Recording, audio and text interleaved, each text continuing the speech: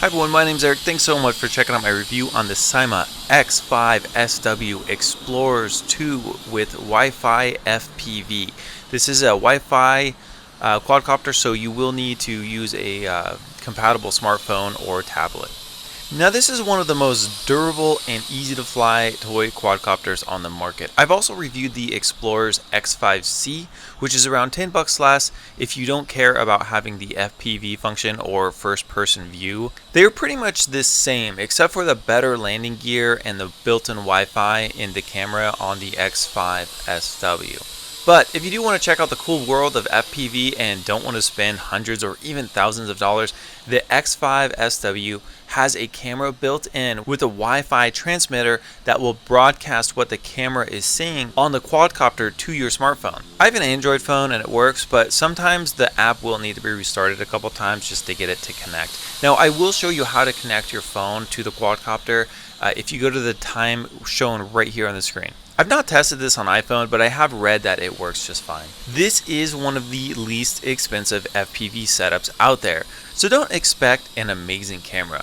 The camera sends back a pretty low resolution video stream, but for the most part it stayed connected to the camera just fine. Now what I really did like about this one compared to some of the other quadcopters that had the screen built into the control is, the screens would be so small. They'd be, sometimes 3 inches, 4 inches.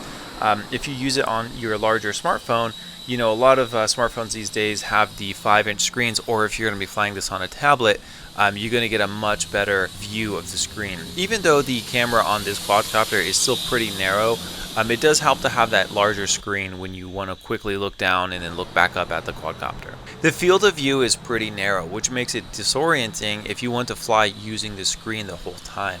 I like to fly kind of half and half, looking at the screen and then also peeking up at the quadcopter just to make sure I know where it's at the whole time. Plus, the camera isn't mounted on a gimbal, so when you go forward at full speed, the camera will be pretty much pointed at the ground the whole time and you can't really see what's in front of you.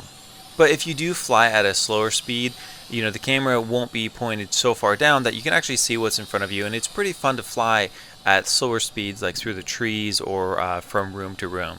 The Wi-Fi range was surprisingly good at around 80 feet, which was more than the distance of the transmitter signal at around 70 feet. Now this thing is built for beginners and can withstand a lot of rough landings. Now I've even shot this thing repeatedly with a Nerf gun and had to fall out of the sky multiple times, and there's no scratches on it whatsoever. This thing is definitely rugged. Now it does come with some extra blade guards, so if you're learning, I do recommend putting those on for the first time. And it has 4 extra propellers, so if you do break those, you can replace them, and replacements are really cheap. If you guys even want to get new batteries for this thing, they only cost around $5 a piece. And it does come ready to run. All you really need to do is add the 4 AA batteries to the back of the transmitter and you're set. It does come with a USB charger, so you can charge it like on your laptop, or if you do want to buy a separate USB charger like I do that you just plug into the wall, those charge up the batteries pretty quick. Charge time's around an hour and a half to 2 hours. But I'll put a link down to the recommended USB wall charger in the description below. This quadcopter does come with a couple different flight speeds. It comes with really slow, and then you can bump it up to a faster, more advanced speed. And it does come with headless mode. If you're unsure what that is, I put an explanation of what that is in the description below. And the built-in 6-axis gyro is extremely stable. As you can see when I shoot it with the Nerf gun, a lot of times the Nerf balls just bounce right off and the quadcopter just stabilizes itself immediately. And when I first started it, it really didn't need much trimming at all. This quadcopter flies good inside and outside. If this is your first time learning to fly a quadcopter, I do recommend flying it outside, preferably over the grass and no wind. That way you can really get the hang of it without bumping into things repeatedly. And the cool thing is the camera easily slides out and you can easily take off, just unscrew the blade guards. If you guys do want to get the best possible performance from this quadcopter, it is pretty fast. When you put it in the fast mode from the transmitter, it's a lot of fun to fly.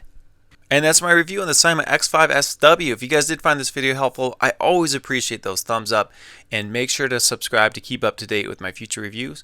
Thanks so much for watching. Okay, so now I'm going to show you how to connect your quadcopter's camera to the Wi-Fi on your cell phone. So the cool thing about this is it comes with the holder for your phone, has these two nice little rubber grips, and your phone just fits in there. So when you're holding it, you can look at it just like that.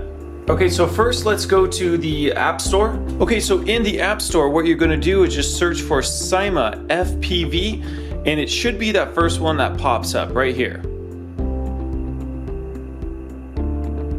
Go ahead and install. It's not gonna charge you anything, it's completely free. Okay, so now I'm gonna turn on the quadcopter. See the lights are blinking. Turn on your remote. It's gonna flash, and on your throttle, bring it all the way up, bring it down, you're gonna hear those two beeps, and now the lights are solid, and you're ready to go. Okay, so let's go ahead and set up let's connect this to the Wi-Fi on this, because once the quadcopter is turned on, now it should be broadcasting a Wi-Fi signal. And that's assuming that you have your camera plugged in right there. So, I'm gonna go into my phone. Okay, now I'm going to go to my Wi-Fi settings. And right here it says FPV Wi-Fi. So I go ahead and connect to that one. Connect. Okay, and now it says connected. So now what I'm going to do is go back to the app. So if it does this to you where you open it and it's on a blank screen like this, just exit out of it and open back up. Sometimes it does that. It's a little frustrating, and I'm sure with an update they'll fix that. Okay, so now I just closed it out and restarted it a couple times, and now it wants to work. So this is what you should see. You should see this start screen like that. Hit start, and now it's ready to go. You can see the Wi-Fi strength right here. If you guys want to start recording, you can either press the video record, the camera, and in this folder right here is where you can see all the recorded files and pictures, and it's all stored on your phone. By the way, there's no SD card that goes in this camera. The response rate's pretty good. You know, as you can see, there's not a whole lot of lag, and as you'll see in the video, it doesn't really cut out as much as I thought it would. It's pretty responsive. There's maybe about, I don't know, like a half a second lag in there, but pretty decent for this low cost of a FPV setup. There's some video of my cat playing around. Looks like she already knocked down one of the tree decorations. Good job. So it's a decent camera. It's not, you know, it's not great, but it's definitely not one of the most expensive FPV setups. It's actually the cheapest one that I know of.